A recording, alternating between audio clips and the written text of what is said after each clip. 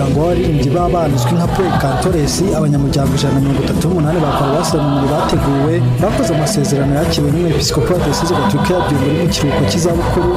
Nyiricyubahiro Musenyeri Servera Nzakamwita ari nawe wayoboye uyu muhango. Nyiricyubahiro Musenyeri Servera Nzakamwita yavuze ko yari intambwe nziza Paruwasi Mimuri iteye mu rwego rwo gufasha abana bayo kujya mu butumwa binyuze mu ndirimbo. Iryo tsinda rero ni mpuzamahanga, uryageze rero no mu Rwanda, ritangirira i Kabgayi, rikwira no mu yandi maparuwasi, mu yandi madiyosezi, rero rigeze i Mimuri. Tukaba twishimiye rero ko abayobozi b'iyi paruwasi biyemeje koko nabo kugeza ku bana uwo muryango, kandi abana bakawakira, bakaba bishimiye kuwukoreramo amasezerano. Ubwo rero ni ikintu cyiza cyane paruwasi ya Mimuri igezeho mu rwego rwo gufasha abana babo nabo kujya mu butumwa binyuze mu ndirimbo. Perezida w'uyu muryango w'abaririmbyi b'abana mu Rwanda Hakizimana Randuwari yibukije abakoze amasezerano ko urugendo rutangiye, maze nyuma yo gusobanura ibirango bahawe anabasaba kwihatira kugera ikirenge mu cy'uwo bisunze Mutagatifu Dominico Savio. No kumenya ko urugendo rutangiye, bakiga indimo bataramirwa badasiba nta mpamvu nyayo, kandi bakarangwa na discipline, bakaba bandebereho, bakaba rwarurabo ruhora rwera rumeze neza rutuhaye. Hari ibimenyetso bitatu: ikanzu, kwemeza kudasiba mu gitambo cya misa, gusura mu ndirimbo, umushumi kwirinda icyitwa icyaha cyose ngo ashobore kuririmba ibisubizo by'Imana afite umutima usukuye, umusaraba wambaye abayemeje ko umuhamya Kristo hari hose no mu bya akora byose. Ariko hari n'akandi kantu umuntu yabwira abana, bagomba kurikira urugero rwiza rwa Mutagatifu Dominico Savio, umurinzi w'abana baririmbyi, akababera icyitegererezo, dore ko yanapfuye akiri umwana, ariko akaba yabaye intangarugero kugeza ubwo Kiliziya imugize patro wacu. Padiri mukuru wa Paruwasi Mimuri Narcisse Rurenga akaba na nyiri igitekerezo cyo gushinga uyu muryango yavuze ko bawitezeho kongerera ubumenyi abawurimo no gukunda umurimo wo kuririmba.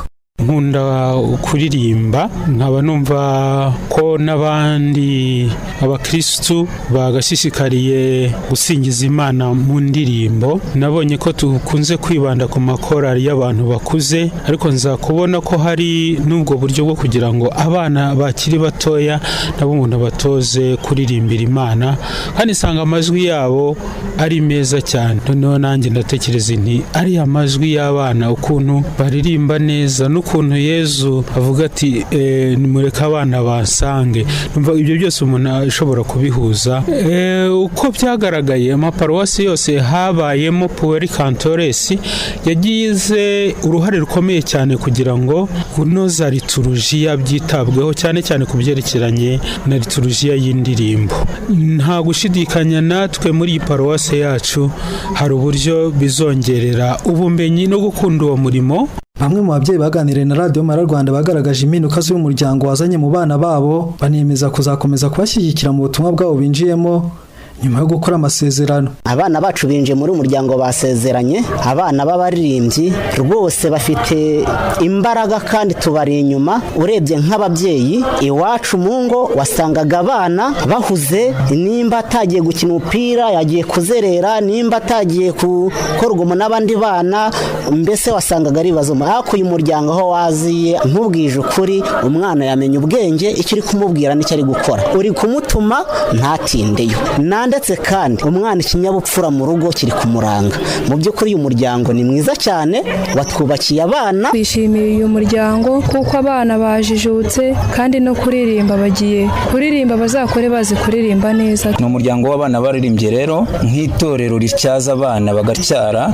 Mwakomeje kumva ko kandi bava mu mihanda, ya mihanda ihanda, aho kugira ngo bagume bari mu bibi, bakavamo bakajijuka bakagana Imana.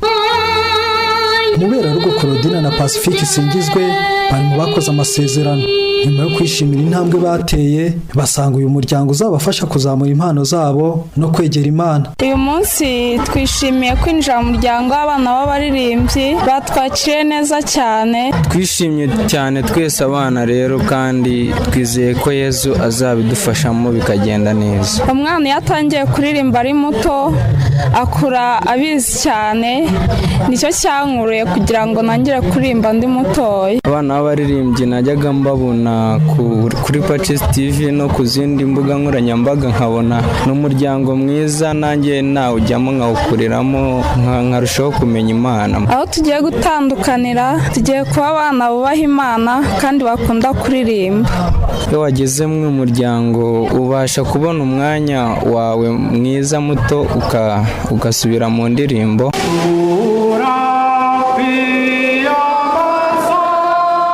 Paul Kantores ni itsinda mpuzamahanga ry'abana biyemeza kuririmbira Imana mu ijwi ryiza kandi rinoze, bamaze gutozwa n'inzobere.